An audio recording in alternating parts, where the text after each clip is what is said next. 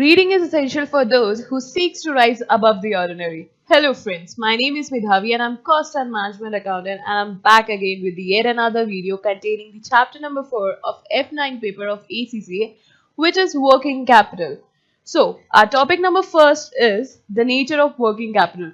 Before understanding the nature of working capital, we need to understand the meaning of working capital. Generally, we have read the formula of working capital, which is current assets minus current liability. So, working capital मतलब एक business की day to day working, एक business की day to day working के लिए जो भी अपन को रिक्वायरमेंट होगा कैश का, एक बिजनेस की डे टू डे वर्किंग के लिए हमें जो भी रिक्वायरमेंट होगा कैश का, वो होता है वर्किंग कैपिटल. वर्किंग कैपिटल का जो फॉर्मूला होता है वो current assets minus current liabilities होता है. ठीक है, तो करंट एसेट्स जनरली क्या होते हैं? वो एसेट्स जो कि या तो वो कैश में है या वो फ्यूचर में कभी ना कभी कैश में कन्वर्ट होंगे.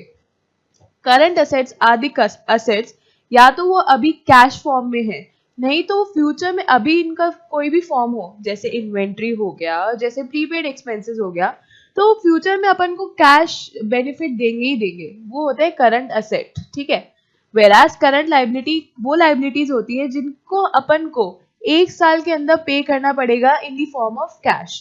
Current liabilities are those liabilities जिनको अपन को एक साल में पे करना पड़ेगा in the form of cash. अब वर्किंग कैपिटल क्यों इंपॉर्टेंट होता है एक कंपनी के लिए? वर्किंग कैपिटल क्या होता है? डे टू डे वर्किंग के लिए हमें जो भी कैपिटल रिक्वायर्ड होता है कंपनी में, वो होता है वर्किंग कैपिटल. तो वर्किंग कैपिटल से क्या पता चलता है? ये पता चलता है कि कंपनी कितनी एफिशिएंट है. एफिशिएंट कैसे पता चलेगा? अगर वर्किंग कैपिटल कम रिक्वायर्ड होगा और हमारी कंपनी प्रॉफिट में जा रही है, अगर वर्किंग कैपिटल कम रिक्वायर्ड होगा और हमारी कंपनी जो है वो प्रॉफिट में जा रही है, तब उस केस में क्या हुआ? तो उस केस में ये पता चलेगा कि कंपनी एक एफिशिएंट कंपनी है, कंपनी अपनी डिमांड्स और नीड्स ऑफ कैश फुलफिल कर पा रही है और अपनी शॉर्ट टर्म लायबिलिटीज जो कि उसको पे करनी है in the form of current liabilities वो पे कर पा रही है. ठीक है, वर्किंग कैपिटल क्या मेजर करता है? ये मेजर करता है कि कंपनी की लिक्विडिटी क्या है, कंपनी कितनी लिक्विड है. लिक्विड का मतलब क्या होता है? या तो उसको जो उसकी कैश एंड कैश इक्विवेलेंट्स है वो कितनी जल्दी रेडली फॉर्म में अवेलेबल है in the form of cash. ठीक है, ऑपरेशनल एफिशिएंसी क्या है ये भी अपन ने डिस्कस किया. और short term financial health, short term के लिए वर्किंग कैपिटल अगर हमारे पास अच्छा खासा अमाउंट पे है, इररिस्पेक्टिव ऑफ द फैक्ट कि वो वेस्टेज नहीं हो रहा, रिस्पेक्टिव ऑफ द फैक्ट कि वो वेस्टेज नहीं हो रहा, not respective of the fact कि वो जो हमारा वर्किंग कैपिटल है वो वेस्ट नहीं हो रहा. वेस्ट इन द सेंस क्या हुआ कि आइडल वर्किंग कैपिटल नहीं हो हमारे पास, आइडल करंट एसेट्स नहीं हो हमारे पास. तो वो शॉर्ट टर्म फाइनेंशियल हेल्थ भी बताता है हमारी कंपनी कितनी फाइनेंशियली स्ट्रांग है या नहीं है शॉर्ट टेन्योर के लिए. वर्किंग कैपिटल ये बताता है. अगर कंपनी को ग्रो करना चाहिए, अच्छा खासा ग्रो करना चाहिए ना, तो उसके पास सफिशिएंट वर्किंग कैपिटल होना चाहिए ताकि वो अपनी डे टू डे नीड्स को फुलफिल कर पाए और अपने लॉन्ग टर्म्स गोल को अचीव कर पाए. क्योंकि अगर शॉर्ट टर्म गोल्स अचीव हो पाए तो शॉर्ट टर्म गोल्स के ऊपर ही चढ़कर, जैसे एक एक सीढ़ी चढ़कर ही आप अब उस फ्लोर पर पहुंच पाते हैं जिस फ्लोर पे आपको जाना है. ऐसे ही शॉर्ट टर्म गोल्स अचीव हो पाएंगे तभी हम लॉन्ग टर्म गोल्स को आराम से अचीव कर पाएंगे. ठीक है, कंपनी के करंट एसेट्स क्या होते हैं और करंट लायबिलिटीज क्या होते हैं? जनरली कंपनी के करंट एसेट होते हैं उसकी इन्वेंट्री जो कि रेडिली फॉर्म ऑफ कैश में कन्वर्ट हो पाए, इजीली कन्वर्ट हो जाए, वो होते हैं करंट एसेट. या तो वो अभी 2-3 महीने में कैश में कन्वर्ट हो जाए या वो एक साल के अंदर कैश के अंदर कन्वर्ट हो जाए, वो होते हैं करंट एसेट. तो जनरली क्या होगा? इन्वेंट्री हो गया, inventory in the form of raw material, work in progress and finish goods, क्योंकि फ्यूचर में उससे एक प्रोडक्ट बनेगा जो कि अपन सेल करेंगे. ठीक है, और उसके बाद क्या होगा? अकाउंट्स रिसीवेबल फ्रॉम कस्टमर्स क्या होगा? हमारे डेटर्स से जितना भी हमें पैसा मिलेगा वो फ्यूचर में कैश में मिलेगा ना. तो इट्स अ करंट एसेट, क्योंकि अभी अपन ने उनको जो सेल किया है वो क्रेडिट में सेल किया है. तो जो क्रेडिट में सेल किया उसको फ्यूचर में उस क्रेडिट सेल के बदले में हमें कुछ ना कुछ अमाउंट मिलेगा कस्टमर से. ठीक है, जो भी अपने प्रोडक्ट का कॉस्टिंग होगा, जो कि अपन ने सेल प्राइस डिसाइड कर रखी होगी, तो वो अपन को मिलेगा. तो वो होता है, वो उनसे जितना भी मिलेगा वो क्या, उसको हम इस फॉर्म में दिखाएंगे, इस अकाउंट में दिखाएंगे, amount receivable from debtors. Marketable securities are those securities which can be converted in the form of cash during in a tenure of 1 year. जैसे कि हो गए, जैसे कि मान लीजिए अपन ने एफडी करवाई 1 साल की, तो दे आर मार्केटेबल सिक्योरिटीज.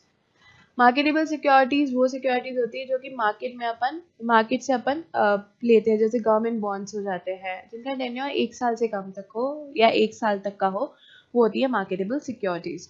ऐसे ही current liabilities, trade account papers, अपन अगर सप्लायर्स से कुछ भी माल, रॉ मटेरियल परचेज करते हैं और अपन ने उनको क्रेडिट में परचेज किया, तो वो they are known as trade account payable, क्योंकि अपन को फ्यूचर में उस लाइबिलिटी को पे करना पड़ेगा.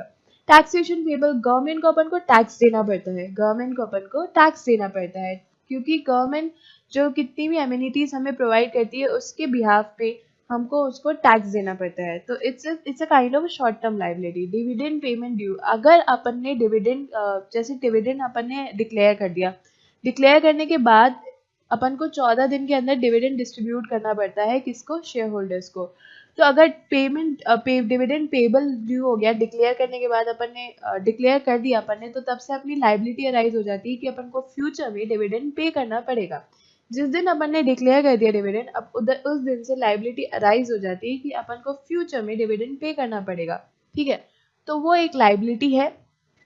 That's why it's shown in current liability. Short term loans हो गए, लॉन्ग टर्म लोन्स जिनकी मैच्योरिटी, जिनकी ड्यू डेट आ चुकी है. जैसे मान लीजिए कि एक लोन लिया मैंने 5 साल का, अगर 5th ईयर चल रहा होगा आज, तो उसकी लाइबिलिटी आ गई है ना. 5th ईयर चल रहा होगा आज, उसकी मैच्योरिटी की लाइबिलिटी आ गई. तो now that long term liability is to be categorised as short term liability. मान लीजिए मैंने 5 साल के लिए लोन लिया और इसकी 5th ईयर चल रहा है आज उसका 5th ईयर चल रहा है. तो उस लॉन्ग टर्म लाइबिलिटी की आज वो टेन्योर आ गया जब वो मैच्योर होएगा, तो that long term liability is now categorised as short term liability just because of the fact that the maturity days have arised. Lease rental due within a 1 year. Lease rentals वो rentals होते हैं जो अपन ने lease tenure के लिए अपन ने सोच रखा है कि एज अ लेसी, जो लेसर को पे करता है, वो लीज रेंटल्स होते हैं. तो अगर वो 1 साल के अंदर उसको पे करने होते हैं,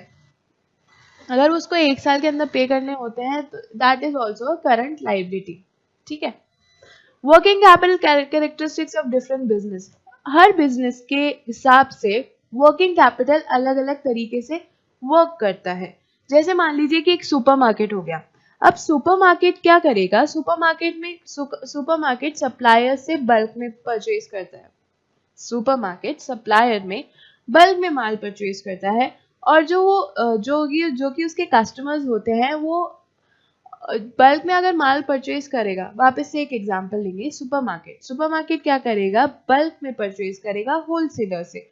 तो जब वो होलसेलर से परचेज करेगा ना, तो वो क्रेडिट टेन्योर पे परचेज करता है. जनरली सुपरमार्केट क्रेडिट टेन्योर पे परचेज करता है. लेकिन जब वो सेल करता है, सुपरमार्केट में जो भी सेल होती है वो किस फॉर्म में होती है, या तो वो कैश में सेल होता है या क्रेडिट कार्ड या डेबिट कार्ड एक्सेप्ट होता है सुपरमार्केट में.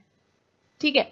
तो इसमें क्या हुआ कि मुझे कैश की इतनी नीड नहीं है, लेकिन मुझे पे करने की नीड है. मेरी लाइबिलिटी जल्दी से अराइज हो जाती है और मेरे असेट मिल जाते हैं. हमें लाइबिलिटी तो पे करनी होगी किसी टेन्योर के बाद. जैसे क्रेडिट लाइबिलिटी मैंने सोच ली कि मुझे 60 डेज में पे करना है होलसेलर को.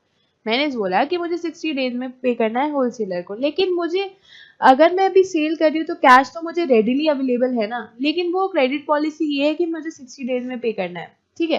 तो उस हिसाब से वर्किंग कैपिटल अलग तरीके से मैनेज होगा, किसका, सुपरमार्केट का. तो हर एक बिजनेस के वर्किंग स्टाइल से उसके वर्किंग कैपिटल का कैरेक्टरिस्टिक्स डिफाइन होता है. जैसे कि जनरली कैरेक्टरिस्टिक कैसे डिफाइन होता है, होल्डिंग इन्वेंट्री से.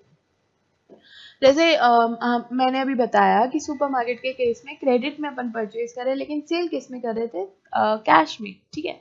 तो उस हिसाब से आप कितनी टेन्योर तक इन्वेंट्री होल्ड करते हो, उससे पता चलता है कि वर्किंग कैपिटल की अपन को नीड कब और कैसे चाहिए होगी. कितने टाइम पे आप सप्लायर को पे कर रहे हो, 60 डेज वाला एग्जाम्पल, ठीक है। या कोई भी अगर और पेबल्स हमारे पास ड्यू है, जैसे मान लीजिए कि कोई एक्सपेंस को हमें पे करना है, टैक्स को पे करना है, तो आप कितने टेन्योर में पे कर रहे हो, आप टैक्स को जल्दी से पे कर देते हो या उसकी ड्यू डेट आने पे ही पे करते हो। तो these all things help us to just analyze the fact that how much working capital is required for our business, allowing customers to pay।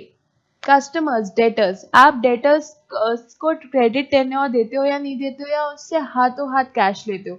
these all are the decisions which help us to take the working capital decision for maintaining our day to day activities, ठीक है। Super market का तो example अपन ने कर लिया। हाँ, एक और एग्जांपल है कि जैसे मान लीजिए एक होलसेलर कंपनी है, तो होलसेलर कंपनी क्या करती है कि है ना, जब रिटेलर को कुछ देती है, जो भी गुड्स प्रोडक्ट्स देती है, तो वो क्रेडिट पे देती है।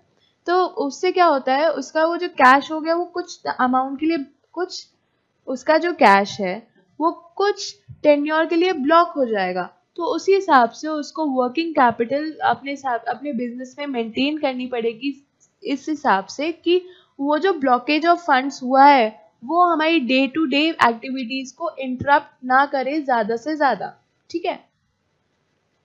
आगे बढ़ते हैं ऑब्जेक्टिव्स ऑफ वर्किंग कैपिटल। सबसे पहला objective, the main objective of working capital क्या होता है कि एक बैलेंस बने करंट एसेट्स और करंट लाइबिलिटीज में। बैलेंस इस हिसाब से बने कि हमारी जो लाइबिलिटी अगर अराइज हो रही है तो हमारे पास इजीली कैश अवेलेबल है उसको पे करने के लिए। तो मेन ऑब्जेक्टिव क्या है कि बैलेंस बने करंट एसेट्स और करंट लाइबिलिटी में। बैलेंस कैसे बनेगा कि लाइबिलिटी कभी भी अराइज हो रही है, जैसे मान लीजिए लोन का है ना मेच्योरिटी डेट आ गई। अब अगर लोन की मेच्योरिटी डेट आ गई तो हमने जो कहीं पे इन्वेस्ट कर रहे थे अमाउंट, उस इन्वेस्टमेंट की में मेच्योरिटी डेट आ जाए, जिस हिसाब से अपन उस लोन को पे कर पाए आराम से, ठीक है। तो एक बैलेंस ऐसे बनेगा। हमें वर्किंग कैपिटल के लिए लिक्विडिटी मेंटेन करनी पड़ती है। लिक्विडिटी वो होती है कि कितनी जल्दी हम कैश को रियलाइज कर रहे हैं, कितनी जल्दी हम कैश को रियलाइज कर रहे हैं, या तो हमारे पास कैश हो या ऐसी एसेट्स हो जो जल्दी से कैश में कन्वर्ट हो जाती है, ठीक है। तो हमें एक है ना ट्रेड ऑफ मतलब एक सेट ऑफ हमें करना पड़ता है, किसके बीच में, लिक्विडिटी के बीच में और प्रॉफिटेबिलिटी के बीच में।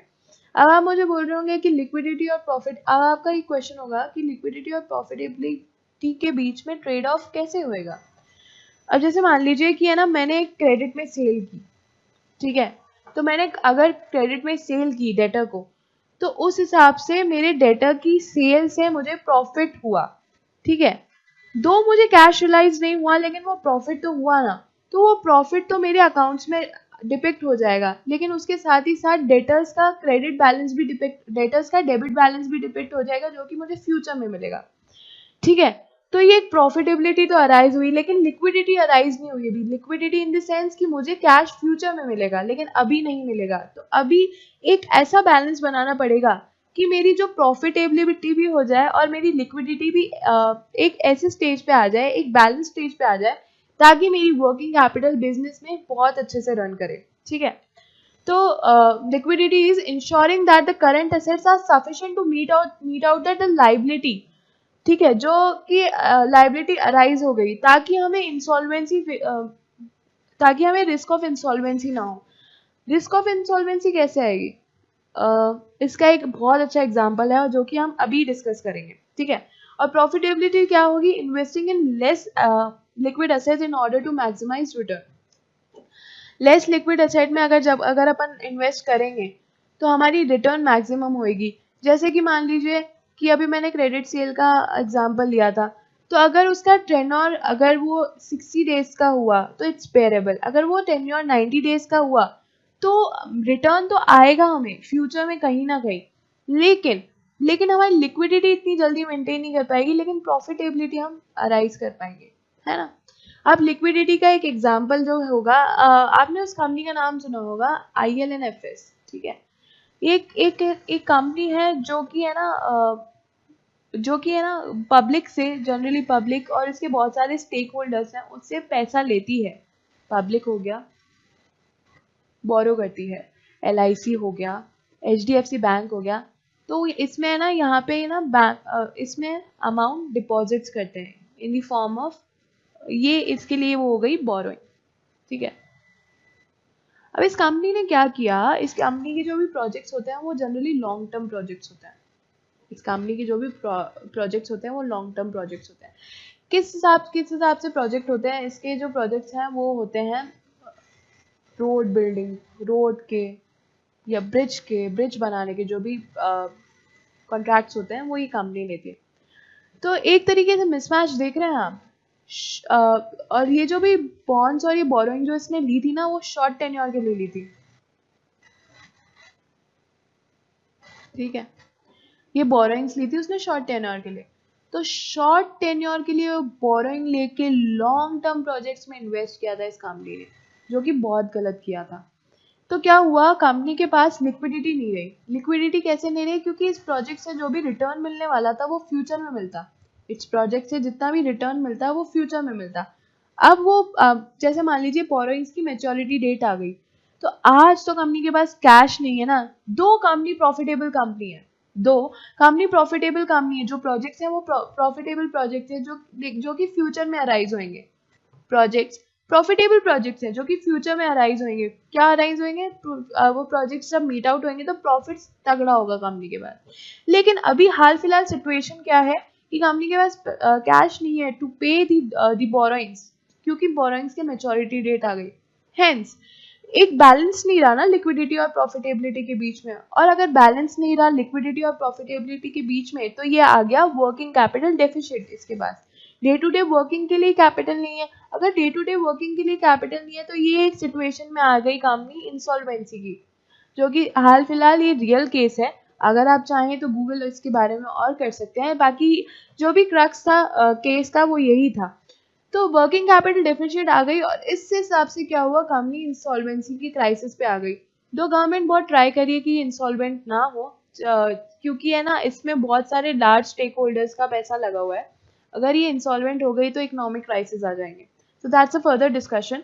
अभी तो अपन को ये टॉपिक समझना था कि लिक्विडिटी और प्रॉफिटेबिलिटी के बीच में कैसे बैलेंस आना चाहिए, ठीक है। आगे बढ़ते हैं।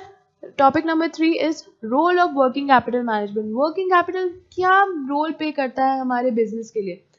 एक हमारे कभी भी बिजनेस को रन करने के लिए क्लियर पॉलिसीज होनी चाहिए। ऐसे ही वर्किंग कैपिटल को मैनेज करने के लिए क्लियर पॉलिसीज होनी चाहिए। अब क्लियर पॉलिसीज कैसे होंगी, एक एग्जांपल के थ्रू समझते हैं।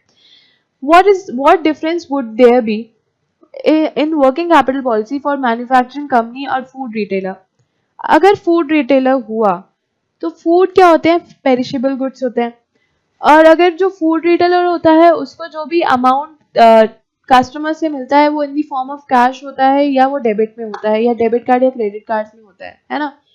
तो जो फूड रिटेलर हुआ उसको जो मिल रहा है in the form of cash customer से, वो कैश के फॉर्म में मिल रहा है, ठीक है।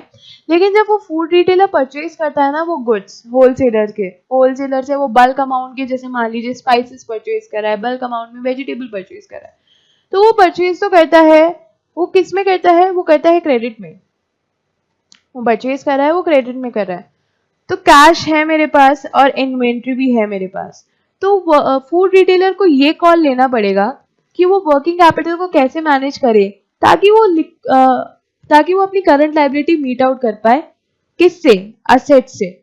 वर्किंग कैपिटल को मैनेज करने का सिंपल सा फंडा यही होता है कि जब भी आपकी करंट लायबिलिटी अराइज हो रही है फ्यूचर में, या अभी आपकी हाल फिलहाल ही करंट लायबिलिटी अराइज हुई है, तो उनको मीट आउट करने के लिए आपके पास करंट एसेट सफिशिएंटली हैं जो कि readily available in the form of cash या cash and cash equivalent. Cash and cash equivalent वो इन्वेस्टमेंट्स होते हैं जो कि इजीली कन्वर्टेबल होते हैं in the form of cash, ठीक है।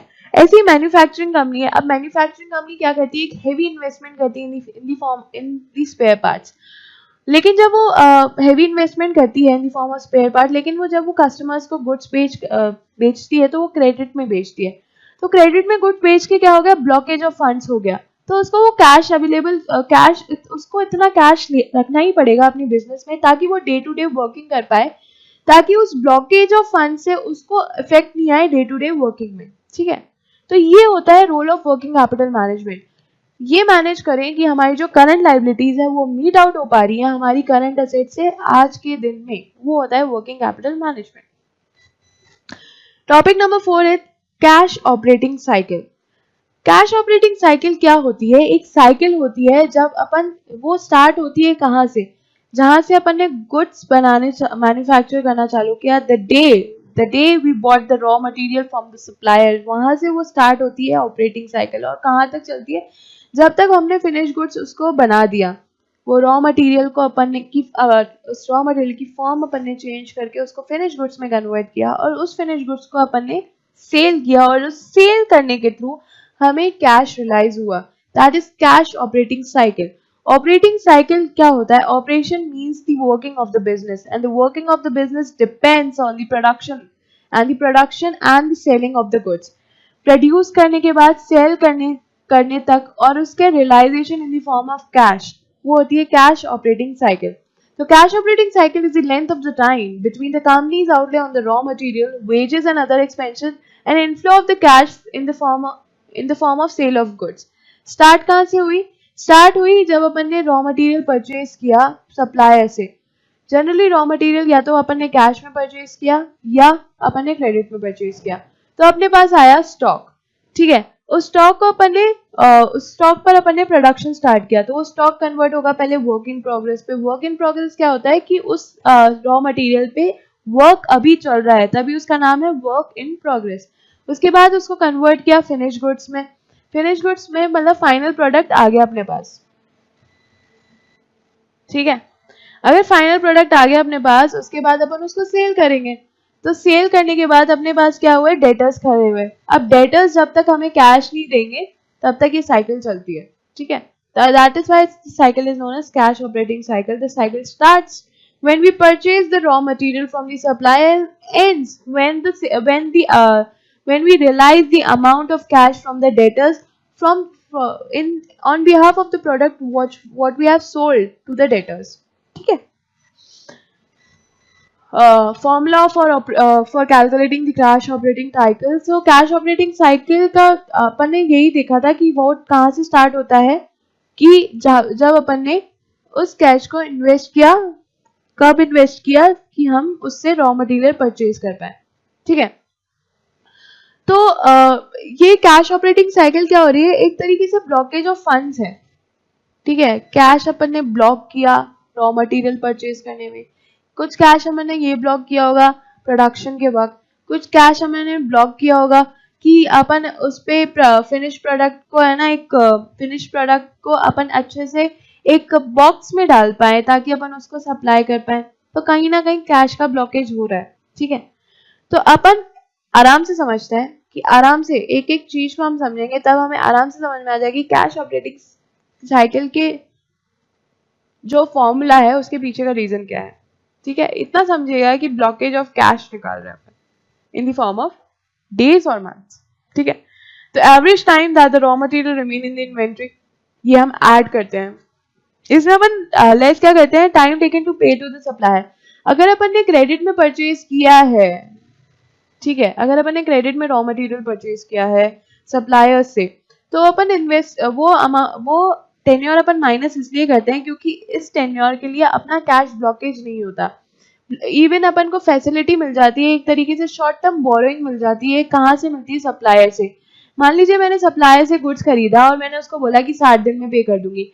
अब वो 60 डेज का जो रिलैक्सेशन मिलता है मुझे सप्लायर से, वो जनरली क्या होता है? इंटरेस्ट फ्री होता है, ठीक है। ये इंटरेस्ट फ्री जो रिलैक्सेशन मिला, तो उससे क्या हुआ कि मुझे 60 दिन के बाद पैसा पे करना पड़ेगा सप्लायर को, आज के दिन में पे नहीं करना पड़ेगा। मुझे जो पैसा पे करना पड़ेगा सप्लायर को वो 60 दिन के बाद पे करना पड़ेगा और आज के दिन में नहीं पे करना पड़ेगा।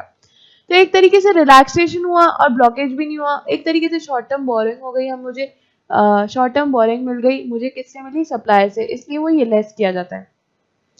Time taken to produce the goods, goods को प्रोड्यूस करने के लिए होल्डिंग पीरियड होता है। तो उस होल्डिंग पीरियड, उस गुड्स को वेयर हाउस में रखने के लिए भी खर्चा होता है हमारा। तो उस सारे टेन्योर को अपन ऐड करते हैं क्योंकि वो वेयर हाउस का खर्चा भी एक तरीके से ब्लॉकेज है क्योंकि हम उसको पैसा दे रहे हैं वेयर हाउस को, ठीक है।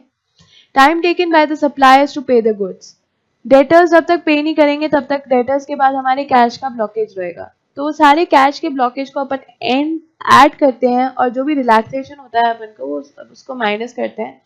तो हमें पता चल जाता है कि हाँ ये कैश साइकिल है, इतने टाइम पे अपन को कैश रिलाइज हो जाएगा, इतने टाइम के अंदर अपन को कैश रिलाइज हो जाएगा। ठीक है, तो ये टोटल बता देता है कि कितने टाइम के लिए अपना कैश ब्लॉक हुआ है। ठीक है, the need of the working capital arise, क्यों अराइज होती है? क्योंकि there is a time gap between the production of the goods and the final realisation of goods which we have sold to the debtors. So there is a time gap between the production of the goods and the realization of the product which you have sold to the debtors. So उस time gap को अपन calculate करते हैं, that time gap is known as the operating cycle or the working operating cycle. तो वो हमें बताता है कि उस टाइम गैप में जितना अपना कैश, जब अपना कैश ब्लॉकेज हुआ है तो अपन उस कैश ब्लॉकेज को मीट आउट करने के लिए कुछ ना कुछ ऐसी चीजें करें ताकि हमारी जो वर्किंग कैपिटल है वो मैनेज हो पाए और एट दी एंड हमारी कंपनी इंसॉल्वेंट ना होए और हमारी कंपनी इनएफिशिएंट ना हो। ये सारी चीजें के लिए अपन working capital cash operating cycle निकालते हैं। ठीक है, एक छोटा सा एग्जांपल है जो कि हम करते हैं और तो हमें और क्लैरिटी आएगी। A company has provided the following information. Receivable collection period. Receivable collection period कौन से पीरियड होता है? जो वो पीरियड जो हमें डेटर्स से कैश रिलाइज होने में लगेगा, तो 56 डेज है। Raw material inventory holding period, कितनी टाइम के लिए हमें रॉ मटेरियल को होल्ड करना पड़ेगा? प्रोडक्शन पीरियड 14 दिन लगेंगे उसको WIP में कन्वर्ट करने के लिए। सप्लायर्स पेमेंट पीरियड, सप्लायर्स कौन होते हैं? जो क्रेडिटर्स, जिन्होंने अपन को रिलैक्सेशन दे रखी है पेमेंट करने के लिए, तो वो हमें ये दे रखा है। और फिनिश गुड्स होल्डिंग पीरियड, तो हमें फिनिश गुड्स होल्डिंग पीरियड दे रखा है कि अपन को फिनिश गुड्स कब तक होल्ड करने पड़ेंगे ताकि अपन उसको सेल पर कर पाए मार्केट में।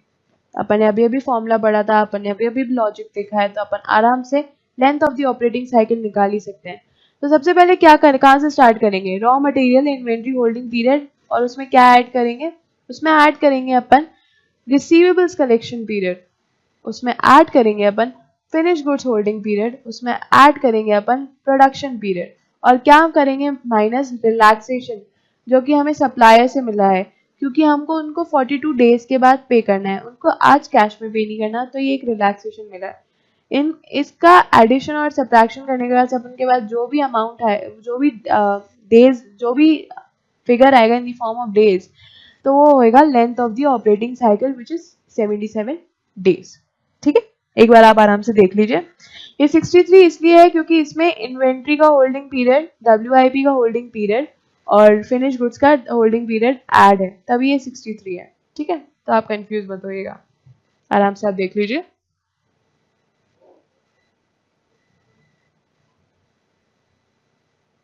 आगे चलते हैं। Negative cash operating cycle. Cash operating cycle negative भी हो सकती है। कैसे होगी? जैसे कि मान लीजिए एक generally negative cash operating cycle किसकी है? अमेजोन की। अमेजोन एक साइट है जो कि प्रोडक्ट्स, वेरियस प्रोडक्ट्स में डील करता है, तो उसकी ऑपरेटिंग साइकिल नेगेटिव कैसे हुई? क्या हुआ? अमेजोन कभी भी अगर आप अमेजोन में कुछ भी गुड्स परचेज करते हैं, या तो वो आइदर अपन वो डेबिट कार्ड या क्रेडिट कार्ड में पेमेंट कर देते हैं। एक ऑप्शन भी होता है COD वाला। ठीक है, अगर COD वाले ऑप्शन को अभी ना देखें तो अपन या तो पेटीएम से पे कर लेते हैं, या क्रेडिट कार्ड से पे कर लेते हैं, डेबिट कार्ड से पे कर लेते हैं। तो क्या हुआ? अमेजोन वाले को हाथों हाथ कैश रिलाइज हो गए, लेकिन अभी उसने गुड्स सप्लाई नहीं किए हैं। गुड्स सप्लाई करने के लिए वो जनरली बताता है कि 2 दिन के अंदर आपके पास गुड्स आ जाएंगे या 3 दिन के अंदर आपके पास गुड्स हो जाएंगे, लेकिन कैश उसको आज ही रियलाइज हो गया। ठीक है, अब वो ऑर्डर प्लेस करता है सप्लायर को, और सप्लायर जब तक हमें गुड्स नहीं देता तब तक वो सप्लायर को पैसा भी नहीं देता। कौन? अमेजोन। सप्लायर जिसको उसने ऑर्डर प्लेस किया है, सप्लायर हमें जब तक गुड्स पे नहीं करेगा, गुड्स नहीं देगा, तब तक वो अमेजोन वाला सप्लायर को पैसे नहीं देता। तो क्या हुआ? कैश रियलाइज हो गया, मतलब डेटर से कैश रियलाइज जल्दी से हो गया, लेकिन अपन ने सप्लायर को अभी तक पे नहीं किया। तो ये क्या होएगा? नेगेटिव का अपनी कैश ऑपरेटिंग साइकिल डिपिक्ट करेगा। ये अपनी नेगेटिव कैश ऑपरेटिंग साइकिल को डिपिक्ट करेगा कि मतलब अभी मुझे कैश की जरूरत नहीं है, इवन मेरे पास कैश का अमाउंट ज्यादा आ चुका है। ठीक है, ये होता है नेगेटिव कैश ऑपरेटिंग साइकिल। और इसमें क्या होता है, ये नेगेटिव कैश ऑपरेटिंग साइकिल एक तरीके से सोर्स ऑफ फाइनेंस भी है अमेजोन के लिए, क्योंकि उसको जो भी डेटर से अमाउंट मिलता है वो एक तरीके से इंटरेस्ट फ्री अमाउंट मिलता है, और जो भी सप्लायर को वो पैसा पे करेगा ये 2 से 3 दिन बाद, वो जो पे करेगा वो आराम से पे करेगा, उस पर भी कोई इंटरेस्ट चार्ज नहीं होगा। तो ये काइंड ऑफ इंटरेस्ट फ्री होता है, ठीक है। सेकेंड हमारा टॉपिक आता है लिक्विडिटी रेशियोज। अब आते हैं हम लिक्विडिटी रेशियोज में। लिक्विडिटी रेशियोज वो रेशियोज होते हैं जो कि हमें ये डिफाइन या डिपिक्ट करने में मदद करते हैं कि हमारे पास हमें कैश की रिक्वायरमेंट कितनी चाहिए फ्यूचर में, या अभी हमें कितनी चाहिए होगी, ठीक है। तो सबसे पहला लिक्विडिटी रेशियो वो होता है जो है वो है करंट रेशियो। करंट रेशियो जो कि हम पढ़ चुके हैं, its current assets upon current liability.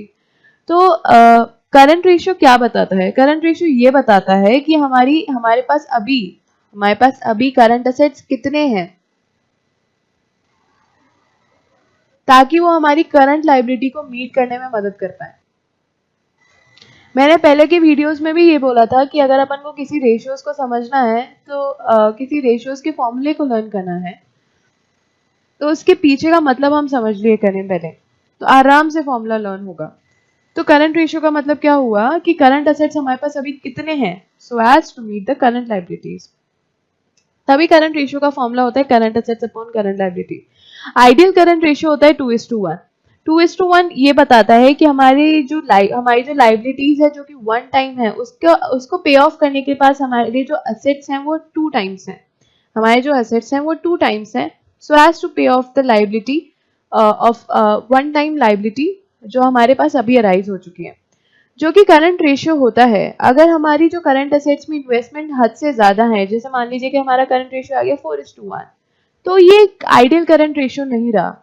इसका मतलब है कि हमने करंट असेट्स में जो भी ब्लॉकेज ऑफ फंड्स है वो हमारा बहुत ज्यादा है, ठीक है।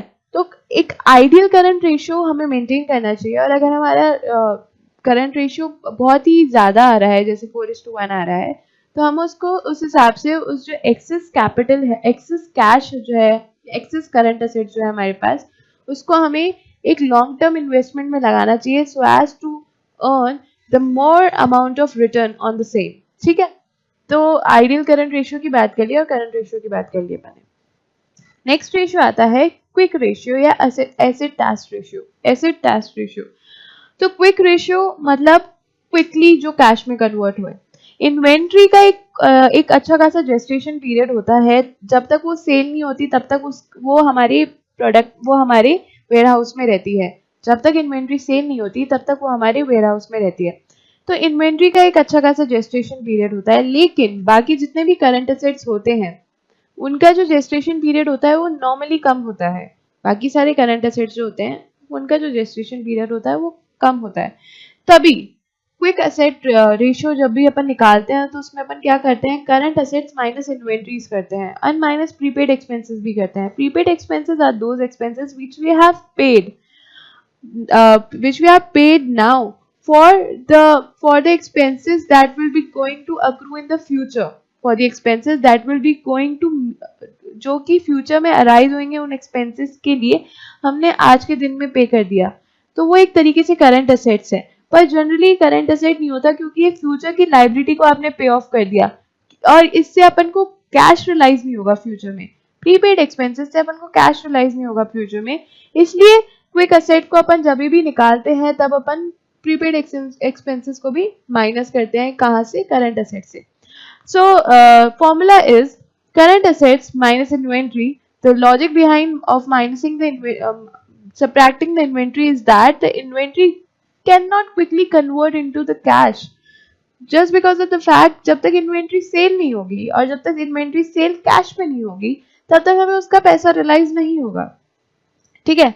और minus prepaid expenses, why we are minusing subtracting the prepaid expenses is that prepaid expenses is the liability of the future which we have paid now। तो एक तरीके से कैश रिलाइज नहीं हो रहा, अपन ने फ्यूचर के ऑब्लिगेशंस को अभी मीट आउट किया है, ये है, ठीक है। इसलिए अपन उसको माइनस करें अपॉन करंट लायबिलिटीज, ठीक है। तो अपने जो अपने पास जितने भी असेट्स हैं जो भी रेडिली क्विकली कन्वर्टेबल है कैश में, वो कितने हैं as compare to the current liabilities. Ideal quick asset ratio वो होता है 1:1। ठीक है, तो हमारे पास क्विक असेट्स जितने भी होने चाहिए, जो असेट्स हमारे क्विकली कन्वर्ट होने चाहिए कैश में, वो 1 टाइम्स होने चाहिए किसकी, करंट लाइबिलिटी के। ठीक है, और एक और फॉर्मूला होता है इसका, cash and cash equivalent plus marketable securities plus account receivable. तो ये कैश के करंट असेट्स के ही फॉर्म होते हैं। ठीक है, थर्ड आते हैं account receivable payment period. Account receivable payment period, account receivable किन के लिए यूज होता है डेटर्स के लिए यूज। ठीक है, so account receivable payment period कि हमने क्रेडिट का टाइम गैप कितना दिया डेटर्स को, वो होता है अकाउंट रिसीवेबल पेमेंट पीरियड। हमने क्रेडिट का टेन्योर हमारे डेटर्स को कितना दिया, क्रेडिट का टाइम लैग हमने हमारे डेटर्स को कितना दिया, वो होता है अकाउंट रिसीवेबल पेमेंट पीरियड। सो इसका फॉर्मूला क्या बना, ट्रेड रिसीवेबल कौन, क्या अमाउंट है, जो डेटर्स का अमाउंट है जो हमें फ्यूचर में मिलेगा, upon net credit sales. Net credit sales क्यों किया, नेट क्रेडिट सेल्स क्यों किया, इसलिए किया क्योंकि हमने क्रेडिट सेल्स की थी तभी तो हमारे डेटर्स अराइज हुए। अभी हमने क्रेडिट सेल्स की थी तभी तो हमारे डेटर्स अभी अराइज हुए, तभी हमने इसको इससे डिवाइड किया into 365 days. Since we are calculating the periods, that's why we are multiplying it by 365 days, because in a year we are having a 365 days tenure.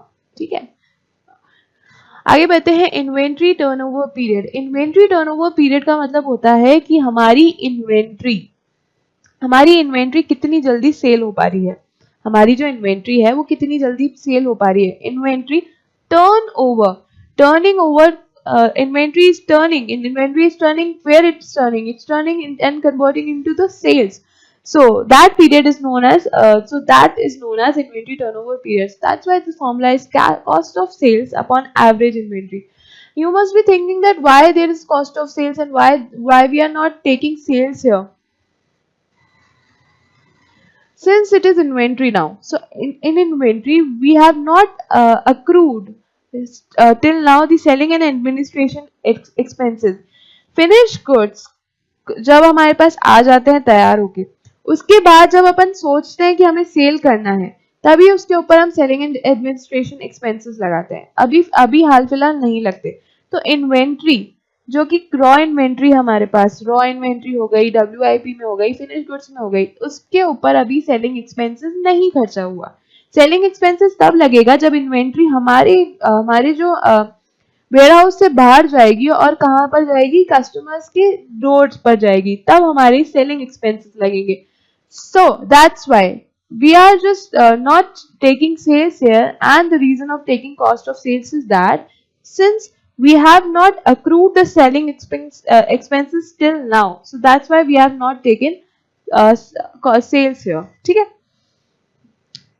Similarly material storage period, material को हम कितने time तक store करेंगे वो देखते हैं हम।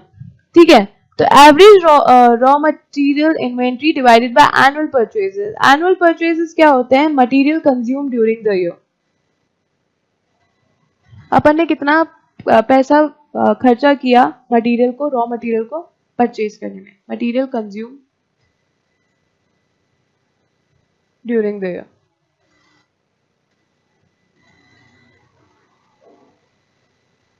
ठीक है, so the formula is average raw material.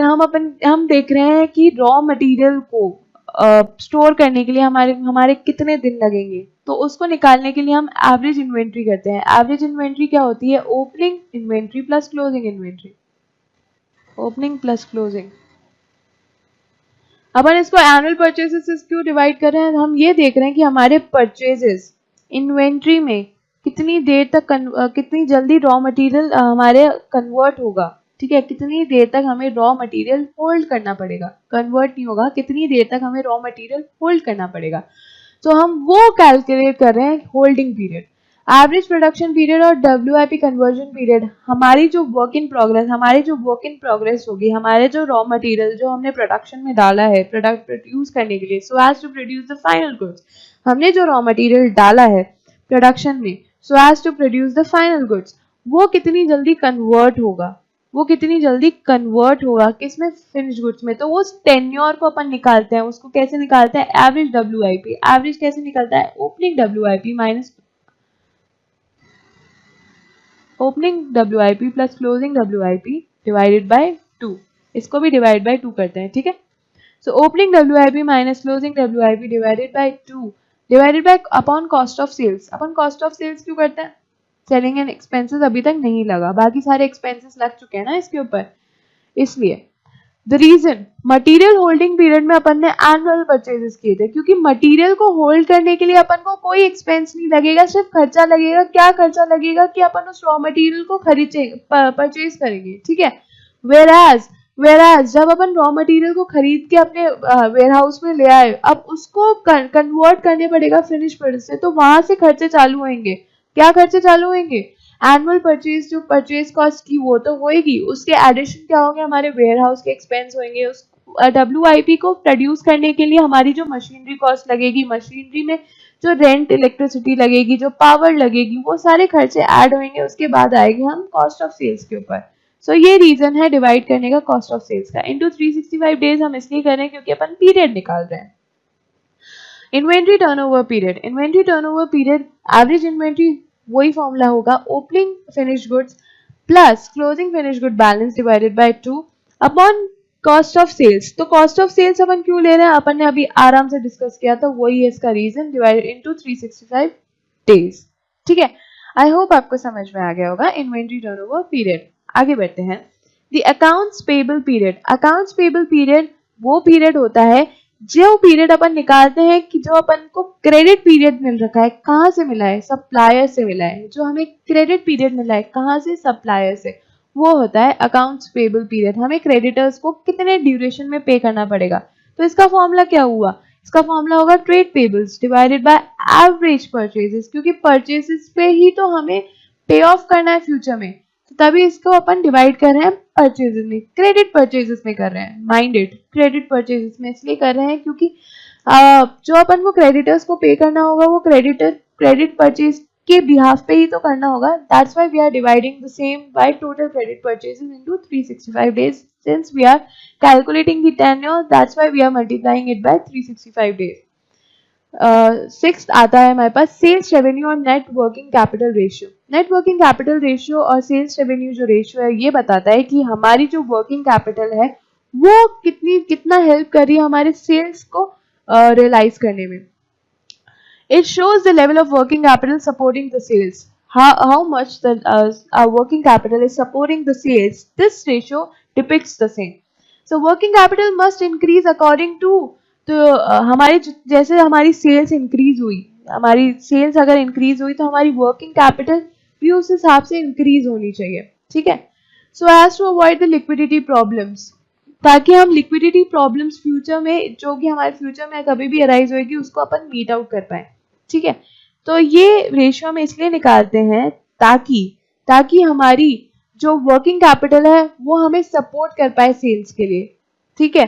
और अकॉर्डिंगली अपन फिर उस हिसाब से अपनी वर्किंग कैपिटल को एडजस्ट और मैनेज कर लेंगे अगर वो हमारी सेल्स को अभी सपोर्ट करने में मदद नहीं कर पा रही तो, ठीक है। नेक्स्ट आते हैं over capitalisation and over trading. Over capitalisation क्या हुआ कि जैसे हमने ज्यादा अमाउंट इन्वेस्ट कर दिया किस फॉर्म में, करंट एसेट्स में, in the form of inventory, in the form of trade receivable, as compare to the trade payables और आर करंट लायबिलिटीज। अगर हमने ज्यादा अमाउंट इन्वेस्ट कर दिया किससे कंपेयर करके, as compare to our current liability, so that phase is known as over capitalisation, ठीक है। पढ़ते हैं, if there is excessive inventories, account receivable and cash, and very few accounts payable, so there will be a over investment of capital in cash. हमारी company ने कुछ ज्यादा ही amount invest कर दिया as compare to the required amount. अब मैंने पढ़ा था कि हमारा जो आइडियल करंट रेशियो वो होना चाहिए 2:1, ठीक है। अब अगर अपन ने ज्यादा इन्वेस्ट कर दिया करंट एसेट में तो अपना आइडियल रेशियो भी करंट एसेट रेशियो भी हिला, ठीक है। तो ये अगर हमारा आइडियल रेशियो नहीं हुआ तो वो बताएगा कि हमने ओवर इन्वेस्टमेंट कर रखा है, किसमें, करंट एसेट्स में अगर ओवर इन्वेस्टमेंट कर रखा है, ठीक है। तो working capital will be excessive. Working capital excessive क्यों हुई, क्योंकि करंट एसेट्स में अपन ने ज्यादा इन्वेस्ट कर रखा है जितना रिक्वायर्ड नहीं था। That leads to over capitalisation. Over capitalisation क्या हुई कि हम अपने करंट एसेट में हमने जो इन्वेस्ट कर रखा है वो हद से ज्यादा कर रखा है, that is over capitalisation. Where over trading क्या हुई कि हमारी जो सेल्स है ना वो बहुत ज्यादा बढ़ गई। ओवर ट्रेडिंग जनरली इसका मतलब ये होता है कि जो हमारी जो रिक्वायरमेंट है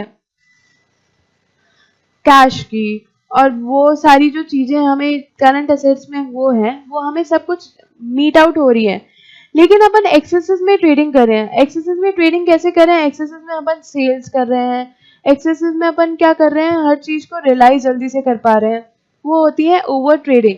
मतलब अपनी बिजनेस की लिमिट तो है कि हम सेल करेंगे 2 लाख, लेकिन अपन कर रहे हैं 5 लाख। तो ओवर ट्रेडिंग कैसे अराइज हुई, क्योंकि हमारे पास फंड्स नहीं है 5 लाख जितने सेल 5 लाख की सेल को मीट आउट करने के लिए अपने पास फंड्स नहीं है। 5 लाख की सेल को मीट आउट करने के लिए फंड्स नहीं का मतलब ये है कि हमारे पास प्रोडक्शन इतना नहीं है कि अपन 5 लाख की सेल को मीट आउट कर पाएंगे, लेकिन अपन फिर भी कर रहे हैं। तो that is known as over trading. If the business does not have the excess sufficient capital to fund the increase, what increase, the 3 lakh increase that we are thinking in which we are thinking to meet out in the sales, that is known as over trading. तो ये over trading होगी तो एक serious problem हो जाएगा। Serious problem क्या होगा, हमारा ब्लॉकेज ऑफ फंड्स ज्यादा हो पाएगा। अगर हम जैसे मान लीजिए हमारे वर्किंग कैपिटल हमारे पास इतना नहीं है, अभी हमारे पास वर्किंग कैपिटल इतना नहीं है, लेकिन अपन सोच रहे हैं कि अपन आज 5 लाख की सेल करेंगे। अब 5 लाख की सेल को मीट आउट करने के लिए भी हमारा क्या होगा, हमें गुड्स हिसाब से परचेज करने पड़ेंगे, हमारी WIP टेन्योर पीरियड होगा, हमारी फिनिश गुड्स को होल्डिंग पीरियड होगा। उन सब चीजों को मीट आउट करने के लिए एट दी एंड अपन को क्या चाहिए, वर्किंग कैपिटल। लेकिन अभी अपने पास इतना वर्किंग कैपिटल नहीं है, तो that phase is known as over trading. Over trading का सिम्टम्स होते हैं, वो सिम्टम्स हमें कैसे पता चलेंगे, हमारा रेवेन्यू एकदम से इंक्रीज हो जाए, सेल्स में इंक्रीज आ रहा है। An increase in the value of the working capital days, particularly receivables and payables. हमारे जो working capital में blockage हो रहा है ना वो ज्यादा हो रहा है, ठीक है। That leads to the over trading. Most of the increase in the assets being financed by the credit. अब credit से finance होएगा हमारा asset अगर credit से finance होगा तो हमें है ना कहीं उसको meet out करना पड़ेगा ना, so that leads to over trading.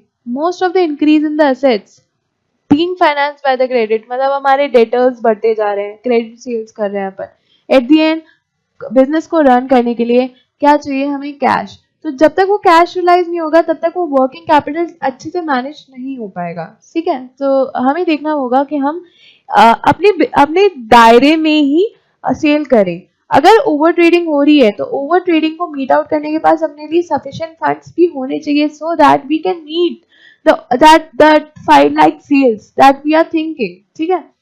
A dramatic drop in the liquidity ratio में dramatic drop आ जाएगा। वो drop इसलिए आएगा क्योंकि अपनी क्या हो रही है, अपनी ओवर ट्रेडिंग हो रही है, ठीक है। तो अपन को ये दोनों सिचुएशंस को एक इस तरीके से हैंडल करना है ताकि अपन ओवर कैपिटलाइजेशन भी ना करें और ओवर ट्रेडिंग भी ना करें, ठीक है। एक इलस्ट्रेशन करते हैं अपन, so that we can just get to know the liquidity ratios को हम कैसे सॉल्व करेंगे, ठीक है। Acts as the following figures from its most recent account. Receivables दे रखे हैं हमें 4 मिलियन, हमें ट्रेड पेबल्स दे रखे हैं 2 मिलियन, हमें इन्वेंट्री दे रखा है 4.3 मिलियन, हमें सेल्स दे बता रखा है और ये भी बता रखा है कि जो सेल्स है वो 80% क्रेडिट है, मतलब 20% हमें कैश में रिलाइज हो चुका है, 80% it's yet to be realised, ठीक है। मटेरियल परचेज है हमारे पास और मटेरियल जो भी हमने परचेज किया वो पूरा क्रेडिट में परचेज किया और हमारे पास कॉस्ट ऑफ सेल्स है 25 मिलियन। हमें क्या करना है, हमें वर्किंग कैपिटल निकालना है, तो हम निकालने स्टार्ट करते हैं। हम सबसे पहले क्या निकालेंगे, हमारे पास जो फर्स्ट इंफॉर्मेशन दे रखी है वो रिसीवेबल्स की दे रखी है, तो हम सबसे पहले रिसीवेबल्स पीरियड निकालते हैं, रिसीवेबल्स अकाउंट रिसीवेबल पीरियड निकालते हैं, ठीक है। तो सबसे पहले अपन निकालेंगे accounts receivable period.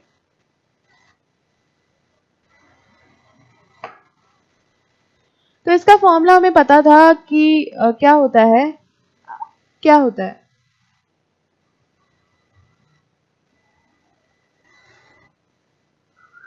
Trade receivables upon divide क्या करेंगे, सेल्स। कौन सी sales, credit sales. Credit sales से क्यों डिवाइड कर रहे हैं, क्योंकि इसके हिसाब से ही तो रिसीवेबल्स हुए, into 365 days. Why we are multiplying by 365 days, क्योंकि हमको टेन्योर निकालना है, ठीक है। तो रिसीवेबल्स है हमारे पास 4 मिलियन और हमारे पास जो सेल्स है वो 30 है, 30 का अपन को 80% करना पड़ेगा। तो क्या हुआ, 40 30 का 80% करना पड़ेगा इंटू 365 डेज, इंटू 365। तो क्या हुआ, 30 का 80% कितना होता है, 24।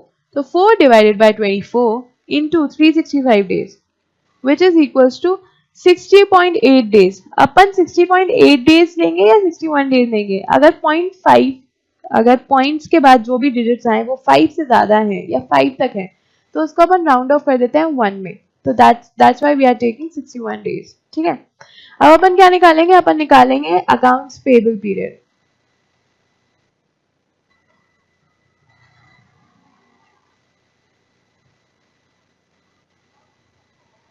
ठीक है। तो इसका फॉर्मूला क्या हुआ, trade payables divided by purchases. कौन सी purchase, credit purchase. Credit purchase क्यों करें, क्योंकि क्रेडिट परचेज करने से ही तो हमारे पास ट्रेड पेबल्स आए हैं, लाइबिलिटी अराइज हुई है into 365 days. So trade payables कितने हैं हमारे पास है 2 मिलियन और परचेज है 18 मिलियन। तो 2 डिवाइडेड बाय 18 इंटू 365 डेज, ठीक है।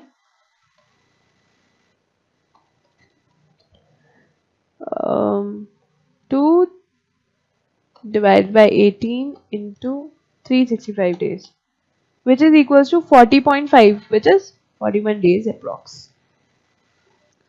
अब क्या निकालें, अब अपन निकालेंगे इन्वेंट्री होल्डिंग पीरियड, ठीक है।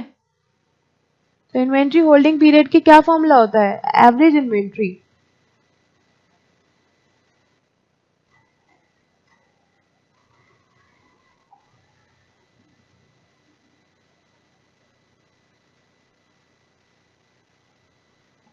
अपॉन क्या करेंगे, cost of sales. Cost of sales क्यों करेंगे, लॉजिक बताया था, ठीक है, इंटू 365 डेज, ठीक है। तो इन्वेंट्री हमारे पास 4.3 और कॉस्ट ऑफ सेल्स है हमारे पास 25। तो आ गया answer 4.3 divided by 25 into 365 days.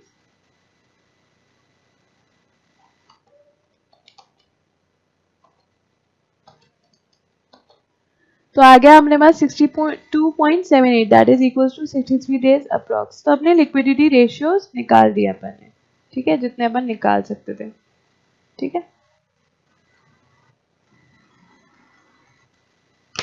So here we comes to the end of our this video. आपको कुछ भी चीज समझ में नहीं आई हो या आपके कोई भी सजेशंस हो तो आप कमेंट बॉक्स पे जरूर कमेंट कीजिएगा। मैं नेक्स्ट वीडियो में बहुत सारे क्वेश्चंस के साथ, वर्किंग कैपिटल के बहुत सारे क्वेश्चंस के साथ आऊंगी, बहुत सारे इलस्ट्रेशंस के साथ आऊंगी। तो आप नेक्स्ट वीडियो का वेट कीजिए। Till then do comment on comment box. अगर आपको अच्छा लगे do like, subscribe our channel Foundation Learning and do visit our website www.foundationlearning.in. Till then, signing off. Bye, good night and take care.